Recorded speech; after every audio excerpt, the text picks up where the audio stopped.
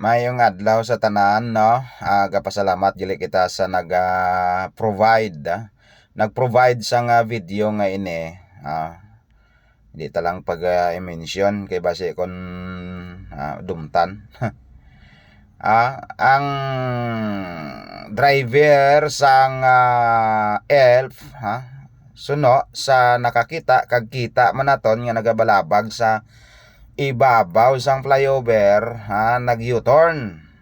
Kay nag-U-turn, nabungguan sang single nga motor. Noy, sa driver sang elf may karga nga soft drinks. Kung diin ka man nagkuha sang lisensya mo, balik ka to noy. Balik ka to sa ginkuhaan mo. Kag mag-seminar kaliwat, mangkot ka to, pamangkot ka to kon bala. Pwede mag-U-turn sa ibabaw sang flyover. Pamangkot ka to. Seminar ka na liwat noy. Kadto ka, balik ka to sa LTO. Seminar ka to.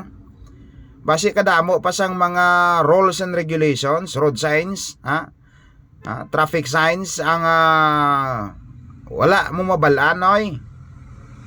Or hindi gani, kadto ka sakon, excuse me. Kadto ka sakon kay tudluan ta ka. Tudluan ta ka sang gusto mo mabalan, kag wala mo na balan, parte sa driving. Tudluan ta ka. Kay ba kadelikado sang obra mo noy nga sa ibabaw sang flyover dira kada imo ya ma-U-turn, dira kay mo ma-U-turn. Ay kahuluya sa imo klase ka driver ka. Ay